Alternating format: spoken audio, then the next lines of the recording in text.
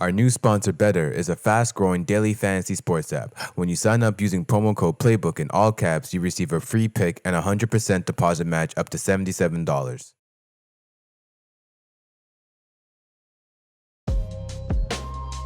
Welcome to the NBA Hangout presented by Playbook Sports. I'm your host, Brandon. With me, as always, is Dave. Dave, how are you? I'm good, man. How are you? I'm doing good. We're about the halfway point of the first round. A lot of these series look like they're going to go past 4. A couple of them might stay in that 4 range, but, we're still here. Lots to talk about. How was your first week? Yeah, it's been about a week. Yeah, first week in the playoffs so far. Yeah, it's been about a week. It's been really good. Like the games are really intense. It's what hockey used to get like dragged for all the time. It feels like it's a different sport come the playoffs. Right. It's so physical these Yeah. playoffs. Yeah. That it just doesn't feel like what we watched all season long. And then you've got players who are just like they're like, oh, I'm playoff Jimmy, I'm playoff Kawhi, the playoffs come along and I'm a completely different guy. I'm a superstar now. Yeah. I'm back to being a superstar. Yeah, it has been a lot of fun. I'll have to say, like, we did a preview. I did a preview with Tony last week, and we were talking about some of the series that might be a little bit of a drag, and some of those series I feel like have been some of my favorites going into it so far. Like one in particular I could think of that's going on, and as we record this, the Bucks and the Pacers. Looks like the Bucks are going to take this game. Looks like they're going to take Game 3 and make the series 2-1. But I think those first 2 games, I just wasn't expecting the amount of like intensity that came with it. The flare-ups that were happening, little scuffles here and there, Gary Trent and Pascal, former rapper teammates, getting into it a little bit. Yeah, Bobby Portis getting in there a little bit, just all around just the intensity. Tyrese and Dame, how could I forget? Getting into it as well. And it's just been like good, intense basketball. I think we'll start there. What have you thought about this Bucks Pacers series? I didn't know they hated each other this much. Like they've been playing each other, and there's been some sour words thrown back and forth, but nothing ever too crazy, and it like trickles out throughout the regular season. But yeah, this one's chippy. Yeah. And go Pacers. That's all I can say. Yeah. So we didn't really get your predictions in this one. So I guess as we like touch on each of these series, I'll get a quick thought on quick prediction on what you had or what might have changed for this one. So for the Bucks Pacers, I had the Bucks actually winning this series. I think that was a little bit of a contrarian take by me. I was going off of the wave that they were hot going into the playoffs. They won like 8 in a row. And I was kind of taking into account that when they play with one of Dame and one of Giannis, they seem to do better than when both of them are there. I thought Dame might be out a little bit longer than he has, but he's come back. Talk about that feistiness. Like I think Tyrese kind of riled him up after the Game 1 win that the Pacers have. He was talking at Dame. Dame felt like he needed to come back. Game 2, you have Tyrese mocking the Dame time stuff like he did in one of the previous not playing tournament, but in the in-season tournament games. So relitigating that, bringing that back to fire. So what was your take entering this series, and how has it changed, if any, 3 games in? I think it's kind of on pace for what I was thinking. I thought Pacers would take this. I think Pacers are the team that's on the rise, and Bucks are the team that's like on the fall. I thought at the end of this we would finally all agree that the Bucks are old and that it doesn't work, and whether or not they want to retool on the fly or do a complete teardown. I think it's time. I'm sorry. Yeah, it's time to trade Dame.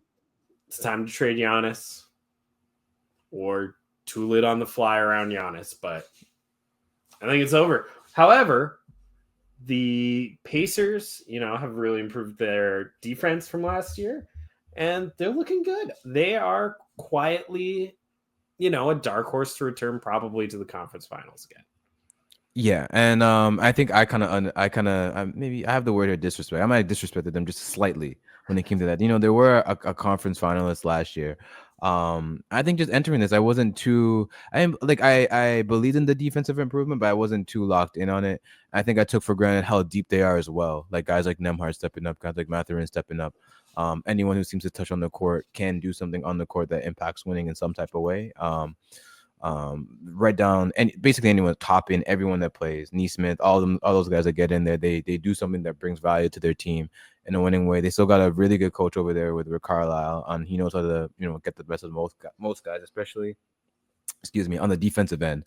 So I think I kind of took that for granted. As well as I might have overstated how much Giannis can carry the corpse of the rest of this team. Like Bobby Portis coming back is a big help, but Brook Lopez is not the guy that they had before. Gary Trent's having an amazing game today. I don't think we expect that to carry on throughout the entire series. Like he's a guy that'll give you 1 or 2 games like that, but I don't think you're counting him for an entire series. Taurean Prince, he's a guy that's been around the league. He's a veteran guy there, but he's quite not the firepower that you need to match a team like the Pacers. And I think we're headed to this tricky offseason that the Bucks are going to have to maneuver wherever they finish. Even if they were to somehow come back in this series and win it, I think regardless of where they finish in these playoffs, they're going to have to do something in the offseason to kind of preserve their future, because right now they don't really have one. I know I was looking at it a couple of days ago that they don't have any picks for like the next 5 years or something like that. To really do anything with, and the only way to kind of recoup that and with the new CBA, how valuable these draft picks are becoming, I think the only way you're really able to get some of that back is by moving a Giannis. I don't even think a Dame at this stage, because contract, age, and just coming off the blood clots. I think it's going to scare away a lot of teams, and then if they do get to move him, I don't know if they're going to get so much for him. So it'll be interesting to see how they maneuver through all of that. Yeah, absolutely. Like, are they really going to be happy with Thierry Rozier in a second for Dame? No. I mean, they'll get off money. That's about it. Yeah. Ask the Timberwolves. Apparently, that's really important. Yeah, it's just one of those things where the competitive window is come and gone. They still have a superstar, which is kind of the weirdest thing about it, is that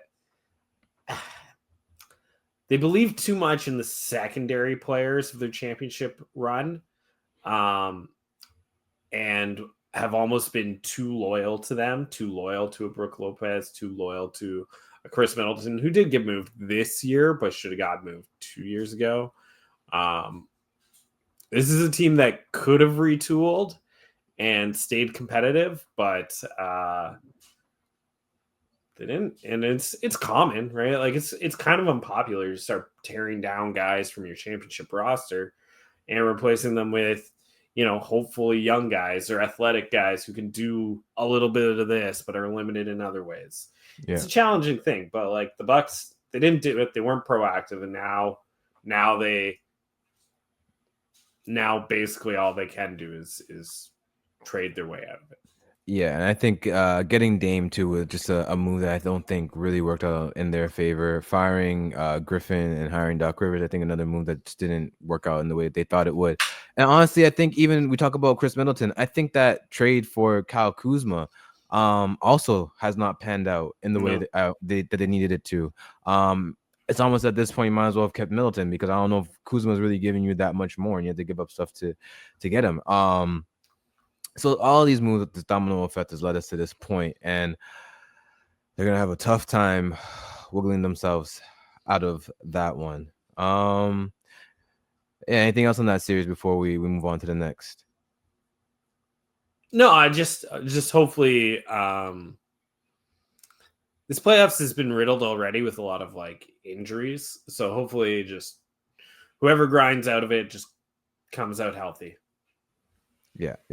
I have to second that. With injuries, I guess we can stay on that topic. We can go over to the West and look at the Warriors and the Rockets series, which is tied up at 1-1 as we record this, which is also another feisty series. You got some questionable defense playing on Steph Curry, depending on which fan base you ask. One might say it's physical, one might say it's a bit dirty, but fun nonetheless. The only thing that wasn't fun, we mentioned the injuries. The injury that happened to Jimmy Butler, he's going to be out for the next game, at least for that one, unfortunately. We got a taste of what that team could look like. I feel like we just keep getting little tastes of what this team could look like. when they're fully running, and they looked really good in that game one. Game two, they came out a little bit slow, and then the Jimmy injury happened, and then I think things kind of went off kilter after that, and it was kind of hard for them to regain their composure and everything like that. But just looking at that series now without Jimmy, first I guess I'll ask you, with Jimmy, how do you think this series is going to go, and then without Jimmy now, how do you think it's going to continue? So I bought into Golden State's late, like post trade deadline surge, and I was in on Golden State. I thought it would be tough, but I thought Golden State would figure it out. Without Jimmy, I think Houston's going to do it. I think Houston has just enough without Jimmy to on offense to get it done. I think Jimmy just added so much impact on both ends of the court. Not only on the offensive end, gave Steph a relief valve, gave different looks for the defense that only he can bring to a team. But I think on the defensive end too, he was just such a destroyer on that end and the off ball and passing lanes and all that type of stuff. He just does stuff to muck up offenses all the time. And that kind of goes underrated, I think, at points in time. His on ball defense, comes and goes with his age, but his off ball and how smart he is on that defensive end has always seemed to have shined, especially in the playoff setting. So it definitely sucks to see him go down. Now, I guess where I think about where they can kind of pick something up if they're gonna, make it out of this series and give them a chance to have Jimmy come back and give them a push for these playoffs is this is kind of Jonathan Kuminga's time. If there's ever going to be a time for that guy to pop off, for Steve Kerr to actually have trust in him, I think it has to come in this series now when you're down one of your most important players. Yeah, I think absolutely. I think it's probably the only way they'll get through it. So to me, this series was always about team building philosophies. Because Golden State has like the tried and true like superstar philosophy. Get a couple really star players, pay them well, fill it in. Whereas Houston is the kind of the new method where it's like really draft heavy, lots of picks, just guys on guys on guys, right? Just depth for days. And the one thing that Golden State couldn't do was afford an injury to one of their best players, be it a Steph or Jimmy or even a Draymond. Whereas, I think Houston could lose Amin Thompson or Şengün or Jalen Green, yeah. and still have the next man up. Like, and this is where I worry about Golden State and the rest of this series. It's like if Jimmy can't play, I think they're cooked. I just think that there's just too many bodies over on Houston. Yeah, especially on the offensive end there for Golden State. You're not having Jimmy as that guy to kind of give Steph a bit of a break or just a release valve. We saw the way they just attacked him on the defensive end once Jimmy went down, and that's only going to get progressively worse if no one else really steps up for the Warriors. So, yeah, I'm having trouble seeing. Do I have my picks up right now? I think I took Golden State in like 5 or 6. Like I had them like just completely IQing and vettering their way through this series. But clearly that's not going to happen no more. They might still be able to get them on the IQ end, but I think Ime is just a great coach on that, and he just has his guys ready for kind of any moment. He's had deep playoff runs with Boston before, so it's not new to him. It's new to some of these guys on the team, but it's not new to him at all, which is important coming from your leader. So yeah, I think as this progresses, I think I'm with you. I think this looks like it's going to be a Houston win, as long as Jimmy doesn't come back too soon. If Jimmy comes back, then dynamics change again, and maybe we're saying different things in a week from now. Staying with the injuries, though, we saw another injury to Ja Morant. Seems like he's always getting hurt. This time there's again nasty falls seems to be the theme of the week, because Jimmy had a really nasty fall, Ja as well. He's on a fast break. Lu Dort kind of got caught up trying to he was trying to guard one guy, turned around, and then he kind of slipped, and then Ja tried to jump over him. we know what Josh has to do. Josh has to jump over him and gets clipped, and then he has a nasty fall, and he's going to be out for the fourth game, which may be the final game. But this OKC Memphis series, how'd you feel about it as it progressed throughout the series? So I had OKC winning this series, but I didn't have them like sweeping by any means. I thought Memphis was actually a good matchup for OKC, and I was wrong. I was very wrong. What this series has proven to me so far is that my worry about secondary scoring and having a secondary go-to scorer for Oklahoma is not needed. Jalen Williams is an absolute star, and just give him the ball.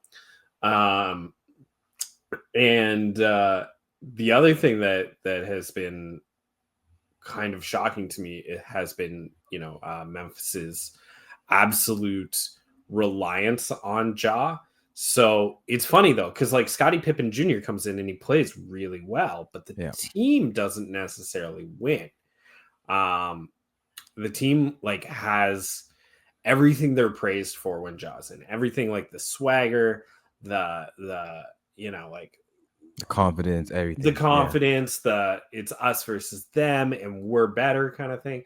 Like it all stems from Ja. Like he is more of a leader than I think we even give him credit for. I think the on and offs with Ja have kind of elevated him, at least in my opinion. And I already carried a pretty high opinion of the guy. Yeah.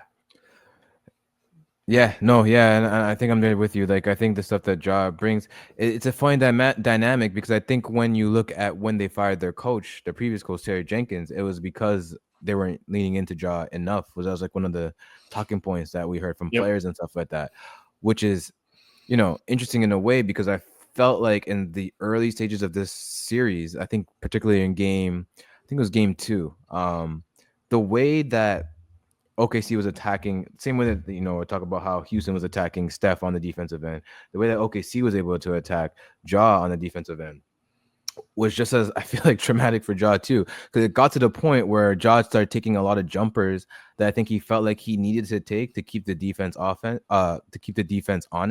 as opposed to jumpers that just felt more in rhythm, like he was doing some step back threes. We know that's not Ja's game, but they're giving him that shot, and it was getting to a point where it's hard for him to get to the rim and make his impact there like he would like to. That he started to do things that are kind of out of character, which made me feel kind of like maybe how Jenkins felt in certain situations, where it's like we kind of need to have a Bane or someone else initiate things, just to alleviate the stress of Ja and find different ways to score for our offense, so it's not so Ja heavy. So I think finding that balance, but you fire a coach a couple weeks before a playoff, you don't really get to work out those kinks of how you're gonna make adjustments mid game like that, like how you're gonna find different ways. You kind of have one set way of you're gonna do things, which I think makes it extremely difficult to go into this elimination game without your main guy.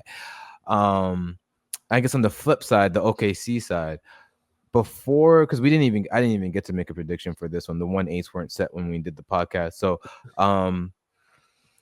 I think if you asked me before the series, I thought it was going to be a good series. I wanted the OKC Memphis matchup coming out of the play-in because I thought it'd be more entertaining than than having Dallas to come out but now I think about it now, I'm like AD might have been, he might have gave Chet some problems, because Chet, we talked about him, I think, an episode or two before the playoffs started, that we're talking about X factors. I brought up Casey Wallace, and you're saying you're talking heavily about Chet and what he could bring. And we see it now. I think the season was just like him coasting in a way to preserve his body for these moments. He's averaging 20-10 in these 3 games. He had big shots in the last game in their historic playoff comeback. He has 2.5 blocks per game. Like, he's had a tremendous I would say number 2 / number 3 role in these playoffs so far, because Shea hasn't, for as good as Shea is, this hasn't been his best series by any stretch. He had 30 in the last game, but it didn't come off of good efficiency. He hasn't had a high efficient game yet, but they're still able to claw out these wins, which I know, yeah, rings to the our worry of him not having any offensive help. It seems like he's getting it in places that he needs it currently. It's hard to tell if that's just because it's Memphis. And Memphis might not be equipped for what they can do, so still gotta wait to see them play a tougher defense. But as it stands right now, it just looks like their versatility is just going to be killer, and what they can do on that defensive end when they lock in has just been absolute madness, madness. Yeah, absolutely. And I think like another worry that I had was like, are they big enough? And at least against Memphis, and like Memphis isn't a small team. No, they're big. They Like start Edie's ED and huge. JJ. Yeah. Yeah, JJJ is former defensive player of the year. And yeah, like Oklahoma doesn't feel small. They don't feel small. Yeah. And they certainly cliche, but they certainly play big. Yeah, they play big and they play fast. Like once you turn over the ball against them, or once they get a stop, they are running down that court and they're finding a way to get to the basket or hit a three so fast. Similar to kind of like how Cleveland, I've noticed them do it in a similar way as well. When Jared Allen and Mobley like just lock off the paint and they're just running down. If you turn over the ball, if anything, they're flying down and they're finding an open man for a three. Like in the blink of an eye. So those like teams like that, like OKC was selling to OKC, like yeah, I find that very, very like the speed of which they play with and everything like that it's been something to watch in this first opening series. I kind of get the feeling they're going to come out of the West. I don't know. Call me crazy. I kind of get that feeling too, because even the trade that I was starting to worry about, like when they made that move for Caruso, seeing how Giddy kind of finished the year and seeing not too much of Caruso, I was like, did they really like trade Giddy like for the right piece? But yeah, seeing how Caruso has played these last few games, again, you talk about players that step up when playoffs happen, when heightened intensity. That's a guy that lives for the moment, and his defensive intensity has been great. He's hit timely shots himself as well. He's not afraid of any moment at all. And you need those type of vets on your team if you're looking to make a championship run. Absolutely. And we didn't really get to see Giddy in the playoffs. Like he was in the playoff game, or playing game, but he found himself benched last year because he couldn't stay on the court because he wasn't doing the things that the team needed. And they went and they acquired Caruso on purpose. They singled him out and they said, look, we're willing to trade a good young player of significance to acquire this player. And yeah, you're right. Playoff intensity, and you're seeing the reason why. You're seeing the best version of Alex Caruso. Yeah, definitely seeing that for sure. I think moving on to the East, going back and forth. So back over to the East. Another series that's really, I've really enjoyed, and this is a series that I was anticipating enjoying, was the Detroit New York series. Yes. And this one, so what are we at now? Is it 2-1? Yeah, 2-1 for the Knicks. Knicks regained their home court advantage with their last win over there. They snuck one out in Detroit. But yeah, I just had a blast with this one. Going into this series, what did you have? Who did you have winning this one? I had Knicks in like 6 or 7. Mostly just because I felt like they were the more advanced team. Like the talent is ready to win now. Detroit's still in a learning curve. But like spot for spot, player for player, like I think Detroit's going to match up really well. Like 2 years from now, Detroit playing this version of the Knicks would be like a really, really good series. But I feel like the Knicks are still going to get exposed. That the gremlins that haunt Cat will be brought out, and that I've said it all year. Like I like the Knicks, but I feel like they're deeply flawed, and that it's going to manifest in the playoffs. And I think that the Pistons play hard enough and play smart enough. They're just too inexperienced right now. But I think they'll show the next team that the Knicks play just how to beat them. Yeah, I think that's right. Like we saw it in the game that they did win. Like they were able, even in the game that they lost, the first game, they're winning that game too until Knicks went on a crazy 21-0 run to kind of save that game. Every one of these games, Detroit has had a chance to win it. And I think their experience just showed in some of those moments. One thing that I have been really so before the series started, I had Pistons in 7. So I am Oh, I am not. love it. The defense of the Knicks really does worry me. I think the last game that we saw them play, I think that was their most balanced game that they've had. Like offensively, Cat, everyone I think is all their main guys scored above 20. Mikel, OG, Jalen Brunson. I think everyone played well that game, offensively, from start to finish. But in that game that they lost, there's moments where they went away from it. I think Detroit's intensity kind of catches them off guard at times, their physicality as well. These two teams don't seem to like each other either, which has also been fun. I think that plays into Detroit more than it plays into New York at this stage.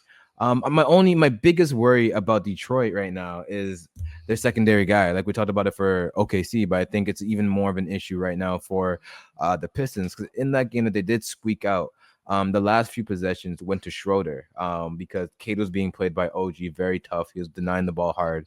And Cade, he doesn't try to take too many bad shots. Not going to force something. So he saw that Schroeder had a bit of an opportunity and let him kind of close out the game. But I think as we progress throughout these playoffs, whether it be this year or in years to come, that secondary guy to play make needs to be someone of a high caliber. The kid's going to need a high caliber playmaker to be around him. He's not going to be able to carry this team by himself. And I think Jaden Ivey has kind of been the ideal guy, the idea that they've had for that guy.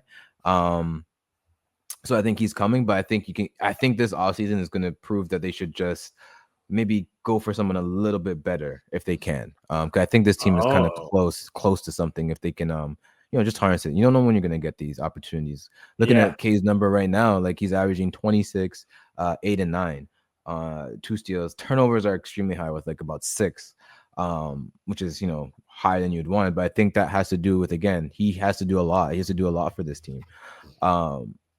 If I had to ask you now who the best player in is this series, is it still a Nick?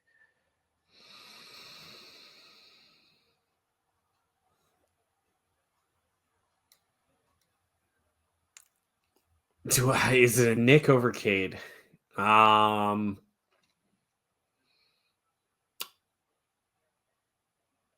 It's probably Brunson. It probably is. Clutch player of the year. Clutch player of the year. I love a smart player, and Brunson's like a very smart player. He's crafty, he's smart, he just gets it done. So I'm gonna go with Brunson, but like I really want to say Cade. Like that's the smart choice is Brunson, I think, but if I had to buy one, I'd be buying myself a Cade Cunningham. I think game to game is going to vary. I think Brunson was the best player in the game the last game. I think the game before that, there's a case for it to be Cade. But to even have him in that conversation of being just the best player in a playoff series, is just, in a series that has Cat, Brunson, I think is remarkable to say at his age in his first playoff series, against a team that is heavily favored. They're the 3rd seed. They're supposed to win this series. So it's quite the step for Cade, and I think Detroit. And again, can't say enough about like how much JB has been able to turn that franchise around. 14 wins last year. 14 wins. They have a playoff win. They have their first playoff win since 07. Like it's been quite the time for Detroit. This last decade and a half. So yeah, shout out to Detroit. Anything else on the Knicks or Detroit before moving on? This might be one of our fastest podcasts, which isn't a bad thing. Yeah,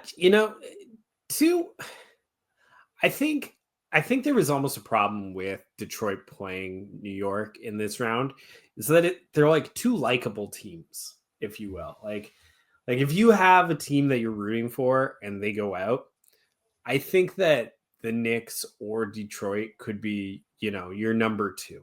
Yeah, like a fun pickup team. Yeah, where you're like, I'm going to root for these guys the rest of the playoffs because they're just, it's cool franchise, it's cool story. It's been a while, right? Like the Knicks, eternal struggle, right? Detroit, it's been since the Broad Street Bully days, right? And now they're kind of bullies again, which is great. So much fun. So that's it. There's so much fun. Yeah. So the only problem with this series is that one of those teams is going to go out. Yeah. Yeah. Yeah. That's that's a shame. I do wonder about New York. They still should win this series. Even though I have one against them, they should win this series. But my other worry about them, not only defensively, is just the depth that they lack. And I don't know how that's gonna come to pass later on, either in this series, as soon as this series, or in future series. Because I think about all the starters played about 40 minutes last game. I was going through some of the box scores of other games, and maybe one player plays about 40 in all those other Yeah. teams. We've had like overtime games and stuff like that too, and it's like no one has been playing as much as the guys in the Knicks right now. And I think that can be too, because we're looking at injuries popping up early, right? And managing those injuries has never been, or managing bodies has never been Tibbs' thing. It's never been his thing. It's just not his thing. And I think that I don't know how that's going to work out for them in these playoffs with that. And if you have a team with a little bit more depth, you can get away with it. If someone goes down, you have next man up mentality. We're talking about with like the Pacers or with the Rockets. They have more of wiggle room with that. I just feel like with the Knicks, one of those guys, one of Mikael, Brunson, Cat, OG, even Josh Hart, go down, and it makes it very difficult for them to recover from that. So something to track. Yeah, absolutely. I don't know. I think this year in the new CBA is just gonna prove to us all that like the best way to build a team is just through extreme depth. Just you get tons of draft picks and you don't trade them away. You just draft a ton of guys. Yeah. And just hope for the best, and then Hope for draft a the ton best. more guys. Yeah. Yeah, because I think the other thing too that comes with it is not only do you need the depth for like health, it's just the way that the game's being played right now. You need the way to have different ways to play. You need the versatility. You need the different looks to give somebody. You don't know what type of team you're going to play on any given night. You need to be ready for anything at this point. You see a team like OKC, they can go two bigs, they can go one big, they can go even smaller. They've had Jalen Williams play at center if they need to be.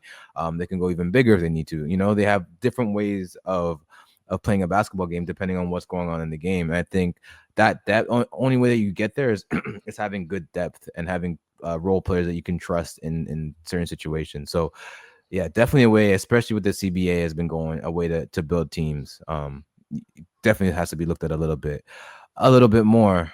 Staying in no, not staying in the East. going out west.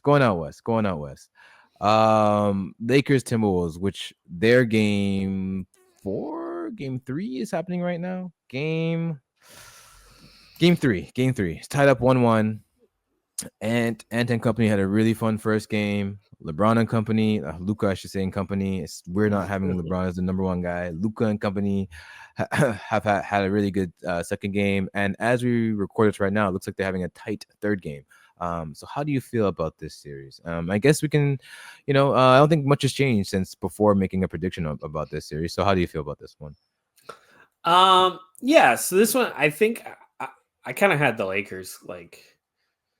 I was thinking like Lakers in 5 for this one. I don't know why. Just I don't fully trust the Timberwolves, this year's Timberwolves. Like I believe that Ant's better. I just don't feel really good about the support staff. And it's not that they have like that one really glaring problem. Like Cat's defense last year was a glaring problem. And it got exploited. And like in years past, it was like, oh, Gobert can't stay on the court in like difficult moments. But like the Lakers, we've been talking about depth so much, depth and versatility. Like LeBron and Luka by themselves are 5-man units as far as versatility, but you're relying completely on two guys. If they have an issue with either of those guys, the Lakers playoff run is over. It's just done. It ends right there. If one of those guys goes down, you got no chance this year. And their chance this year is that of a dark horse, like a complete outsider. I think the other LA team has a better chance of going to the finals than the Lakers at the moment. I might agree, but I don't think that's popular. But I don't know. I still see the Lakers having the third or fourth best chance in the West to get out of it. I don't know. They just worry me. We're watching all these guys go down, and this team more than any other lacks depth. Yeah, that is for sure. And I think so. Going into this series, I had not Lakers. I had Wolves in 7. Again, kind of going against the grain there. So yeah, for sure, I see Clippers going further. But looking at this series, I think the one thing, Rudy Gobert is a big piece, as you mentioned. I think with this, so defensively, getting on those switches, having to guard Luka at certain times, not really his forte. He's able to do it in certain moments, but that's not really his thing. But I think the thing that he can highly impact in this series is just blocking off that paint completely. He's going against a rookie, not a rookie big, but a young big in Jackson Hayes, who they only played 2 minutes so far this game. They went to Jared Vanderbilt, it looks like, to play some of those minutes instead, which is an undersized big at that. And I think in those type of situations, Rudy Gobert can really kind of dominate. And if Minnesota does want to win this series, which I know they, obviously don't want to win the series. If they're going to win this series, they're going to need a big effort from Rudy Gobert to lock down the paint. He's going to have to be a big factor there, and I think he can be. I think he can impose as well there, even on the offensive end. Even though he's not known for scoring too much and anything like that, I think just being a presence down there and giving this something that the defense has to think about is something that he can provide and help out. And another guy that I've been watching for this one is Julius Randle. I've notoriously harped on that guy. I'm not the biggest Julius Randle guy. That's not really my favorite type of player. But in situations like this where there's so much attention being paid to Ant, I think coming out of the first game, coming out of the second game, he was talking about when he had the ball, he didn't know if his zone or if it was man or what type of scheme was going on. So JJ, rookie coach who's done quite a good job, has done a good job of throwing out different looks at Anthony Edwards in particular. And I think a guy like Julius Randle, recognizing that he's the second guy in this and getting the freedom to just attack anything that comes his way, when he gets the ball, all he has to do is attack. He's not the focal point. He doesn't have to create for anybody. He doesn't have to worry about anything about that. All he has to worry about is getting the ball and staying aggressive and attacking. I think that's a perfect situation for him. Which when they first made this trade, I would have not found myself saying this about Julius Randle.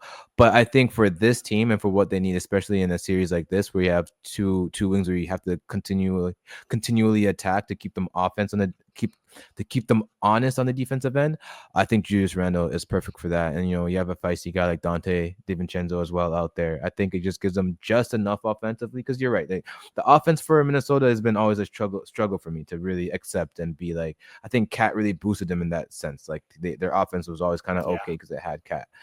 So I think using this season to kind of figure out ways to score, figure out what different ways they can get easy points has been beneficial to them. It might not have resulted in the best record, but might have made them more ready for these playoffs than we might have thought entering this. But going against LeBron and going against Luka is always going to be a tricky thing. Yeah, and the Lakers are just going to get better. As long as Bron plays, the Lakers will just become a better and better team because they'll have more and more opportunities to fill it out around them. But it's funny, you bring up Julius Randle, and how many times have people said oh, Julius Randle, what kind of player could he be if he just buy in? If he just buy in, just do what the team needs and buy in, and not constantly think that he's the number one, right? Well, he seemingly has bought in here, at least, right? He recognizes that Ant's the number one. And maybe that's because, when Brunson made it to New York was already Julius's team.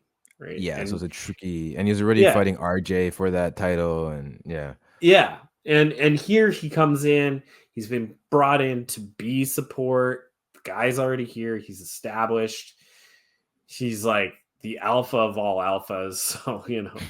So, um, you just kind of like let it happen. And it's working out really well. Like you said, like when he plays his role, it's working.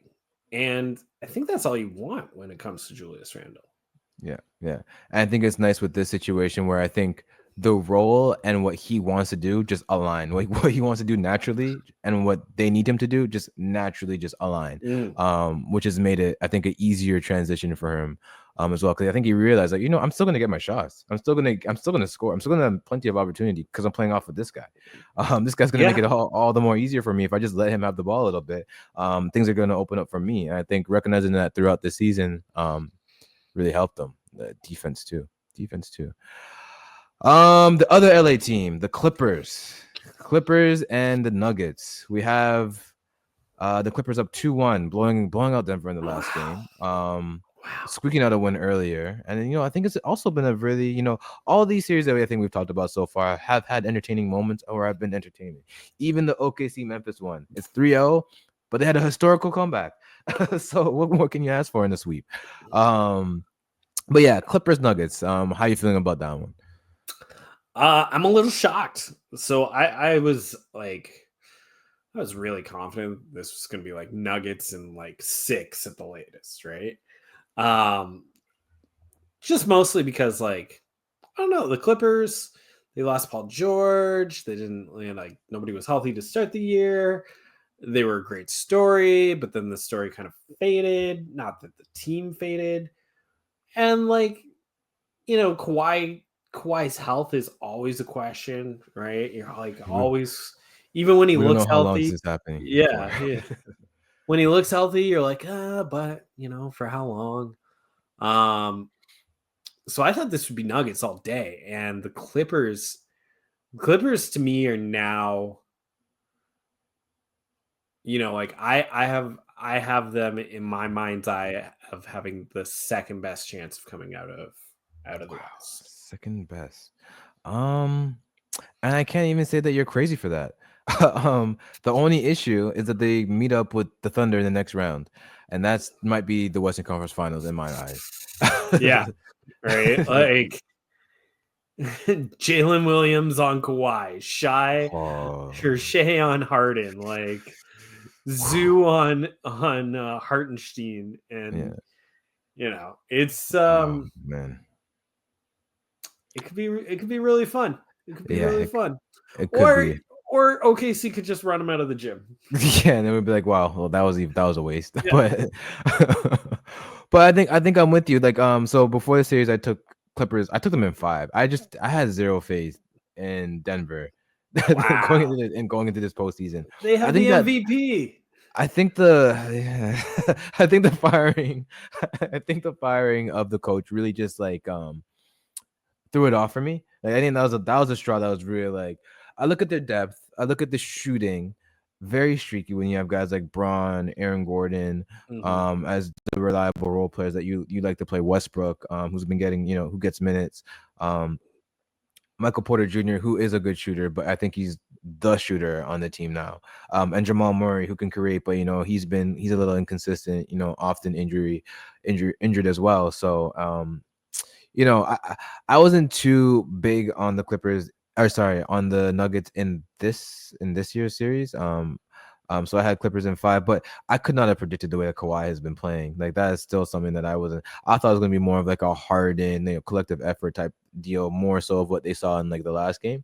Um, but just the dominance at which Kawhi has played with, which he did show towards the end of this season, but it being able to continue it and take it to another level once playoffs, as he always tends to do. I guess the question that we just have is can he stay healthy throughout it all? Looking at his numbers, right now he's at 27 points a game on like 60% shooting, Yeah, 50% from the three, 90% from free throws. Four and assists, just 1.5 steals. crazy defense. Yeah. Yeah. Yeah. Just able to like do it all somehow with I don't know what piece of legs he has left, but they're they are working. For now, they are working, and you have to respect it. Like when he's out there playing, you have to kind of respect it. And we forget that they still have a guy like Harden on that team who's able to set up Mm-hmm. guys. Norman Powell, who's had a breakout year, and Zubac as well, doing a great job on Jokic. I think they've played less and less double teams on Jokic just because they have more and more faith in what Zubac can do on his own. And doubling Jokic is a pain in itself. So if you're able to find someone to hold his own, you're not going to stop him. Like there's no way. Like he's the best player in basketball right now. You're not going to stop him. But you can only make it somewhat tough on him and not give him too many looks to make other guys get going. I think in the first game where Denver won, you see Aaron Gordon have like 28 points, and that just can't. If you're going to beat Denver, that can't happen.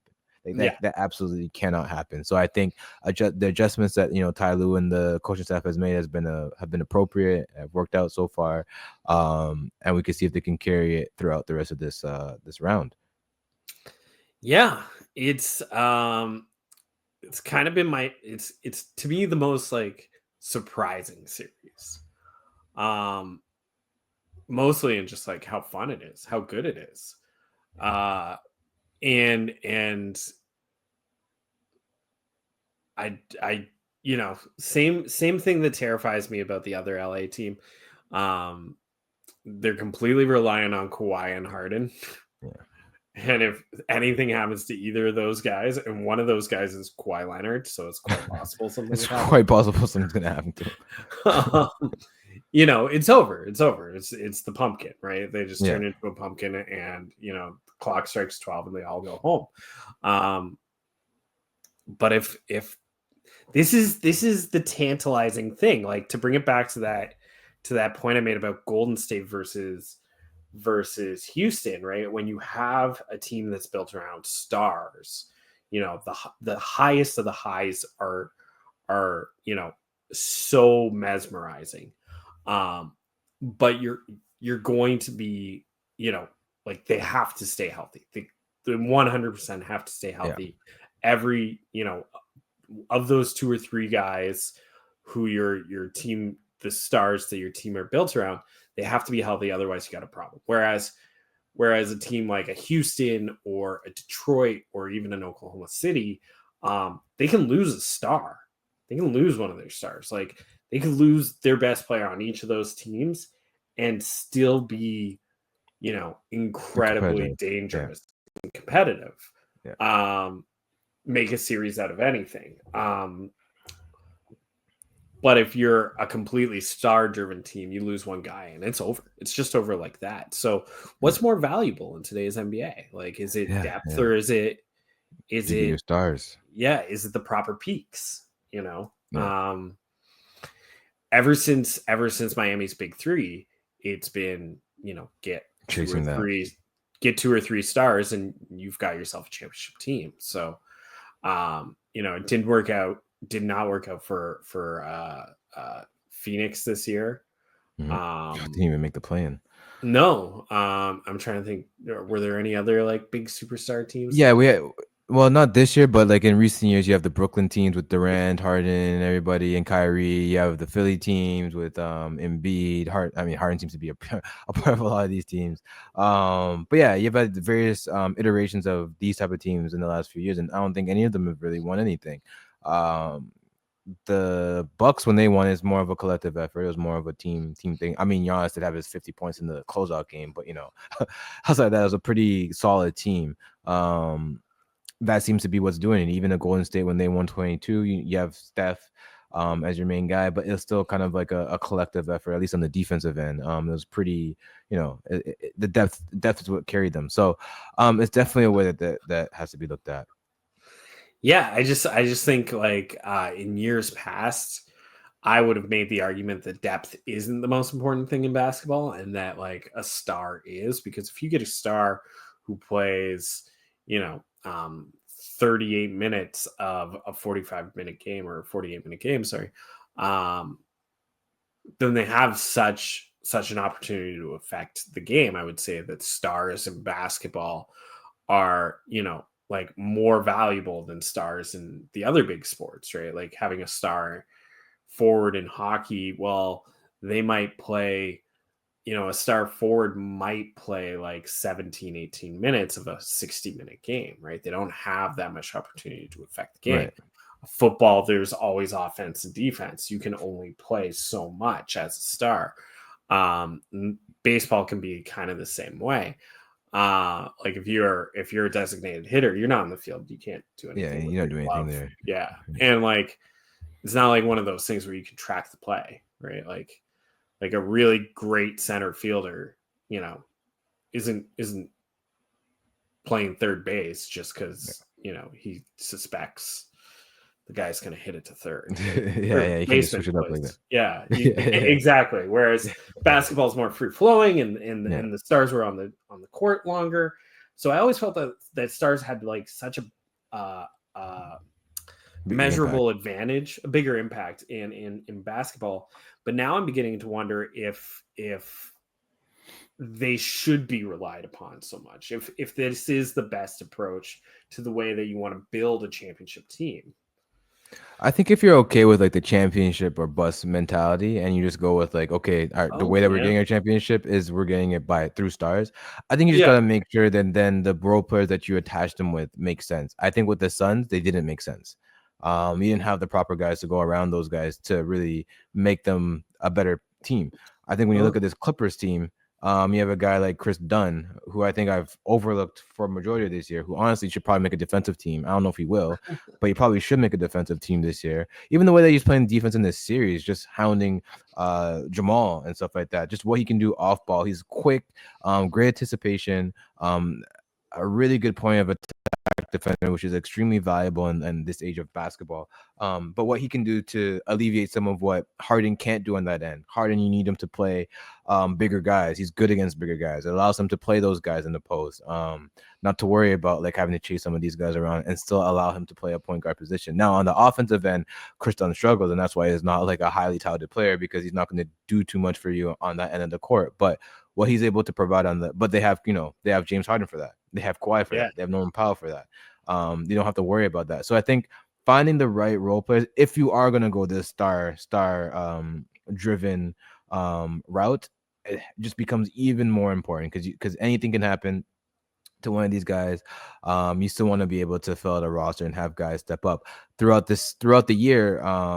Guys were in and out. Kawhi didn't play for most of the year, and they were able to count on Norman Powell to provide some minutes. They were able to count on Derrick Jones Jr. to provide some minutes, to do some good things for them.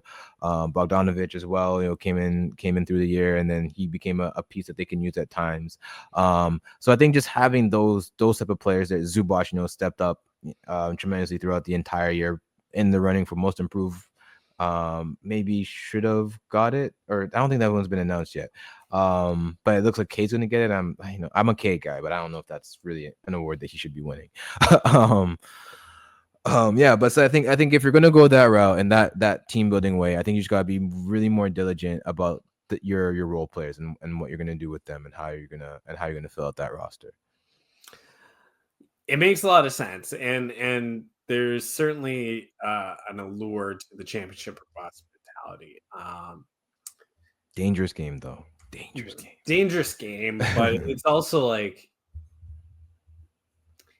it still might be the best way to do it, because if you're trying to plan for a star player to get hurt, maybe that's no way to run an organization, because maybe you're never making the difficult decision that will win you the championship. You could, that argument could be made that you're never ruthless enough to get it done. Right. I don't know. It's fascinating. I mean, like I've said it before, my favorite part about basketball is roster building. It's how do you take all these guys who have differing skill sets, coaches who want them to play in a certain way, and you can only have so many, because you have to worry about this thing called the salary cap, and Yeah. how the jigsaw puzzle is going to fit together as well, right? Yeah. So Yeah, and what's fun about that is you get to see it play out in fruition. You don't really get to see it play out in the season. Like you see pieces Yeah, of it, but I think in the playoffs you really get to see how that really. team building is affected. It's It's nice. distilled. Yeah, Yeah, yeah. it's a nice all culmination of the whole everything put together. Two series in the East that we didn't really talk about, so let's kind of get them out of get talking about them quickly. I guess with the Celtics and Magic series, Magic did win today, so they've Yep. brought the series up to 2-1. I think one thing to look at with this Celtics series is the injuries. We're seeing Tatum got banged up. There's a bunch of guys that were listed as questionable today. Jalen Brown being one of them, and he ended up playing, but they're already showing some signs of being banged up early on in this playoffs. Do you have any worry about how they can get through these playoffs and make it another championship run? Not really. Mostly because Boston is the unique. Um, they're the unique team that blends both star Mm-hmm. power and depth. Tatum's been out, and there was some questions about like, oh, Jalen Brown hasn't been that good this year, and then he was phenomenal. Yeah. And then you go beyond that, and they still have like, okay, Porzingis' head busted open, but like he's on the court. You've got Derek Horford, White, Drew Horford just Holiday won't age out for whatever reason. won't age out. Creighton Pritchard won Sixth Man of the Yeah, Year. 6 minute You year. can Yeah, give him minutes, and they're going to be effective minutes. Boston's still in a good place, and yeah. they're playing a team that has a future, but the future isn't now for that team. So congratulations to the Magic. You're not going to get swept, but I still think you're out in 5 games. Yeah, I think it's gonna be a quick one for them. And friends. Well, I really wonder what OKC, what Orlando's gonna do come the off season, how they're gonna build around the rest of this team, because I think they got Yeah. some decisions that they got to make as well. Guys like Wendell Carter Jr. and everything like that, who I think they just extended. I think they gotta make some choices. Choices are gonna be coming to Orlando. I guess the last one here is Miami and Cleveland, which is 2-0 right now for Cleveland. It was closer in that second one, but not close enough. A little bit of back and forth banter though between some of the guys with Hero and Garland. Garland saying that their game plans basically just pick on Tyler Hero. That's all we're trying to do. Pick on Tyler Hero. Tyler Hero kind of retorting saying he's not a good defender of himself. How can he talk? So you have some good back and forth with that.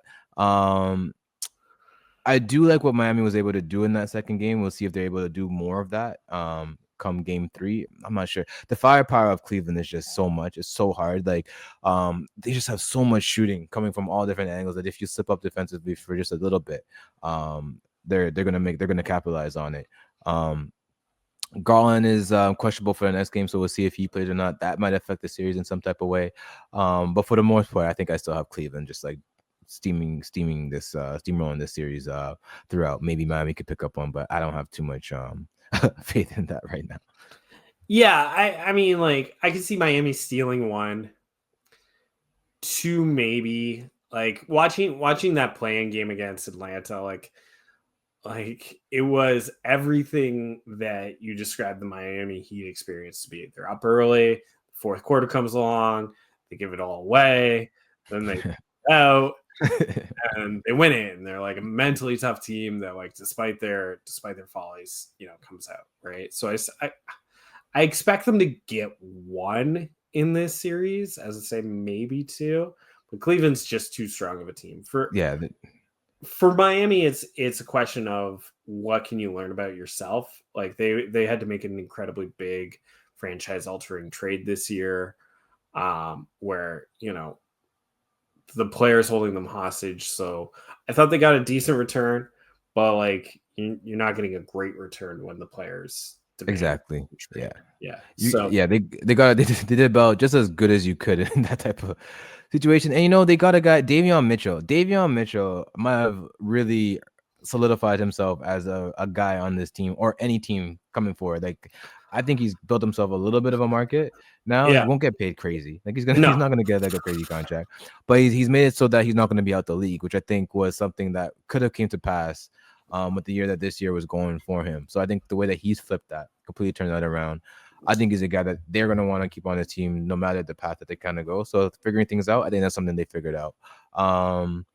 a shame that Jovic, this we were talking about it before, that Jovic missing this whole chunk of the season, not being able to grow with the guys when Jimmy was out, I think was a real detriment. He got thrown into that game last game.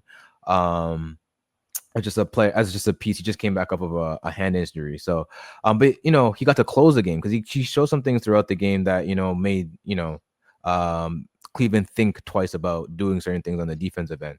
So I think seeing that progression has been good as well. But he was hard on himself too, because he missed a couple of open shots down the stretch there that if he hits them, they probably they have a chance of winning that game, because I think they're down 2 at one point. He missed some tough ones. But that's Russ. You can't really blame him on that. He hasn't played in like 4 or 5 months. So but I seeing some of those things, seeing who's going to stay next year, figuring that stuff out, all important for the Heat. But ultimately, yeah, this is going to be a Cavs series. And Cavs, I think they're coming for that Eastern Conference this year. I think they're going to make that step this year. Mobley just winning Defensive Player of the Year. He's shown why. Miami's not able to get to the rim right now. That's one of the reasons why they're struggling, is like they're not able to open up the offense in ways that they want to, because they're not able to get into paint. Probably, and due to that is a guy like Evan Mobley. Garland might not be the greatest defender on that team, but Mobley certainly is, and he certainly makes a difference. Allen makes a difference. DeAndre Hunter makes a difference on that end. So they have these pieces that really mesh well together, and they make you pay on the defensive end if you're not paying attention. The world is not ready for a Cavaliers Clips finals. I don't think any ESPN certainly is not ready for that one. That's for sure. We'll be ready here though. Oh, we'll be ready here. Yeah. Anything else on these playoffs? Anything overarching before we head out? We did get to an hour, as much as I thought we weren't going to get there.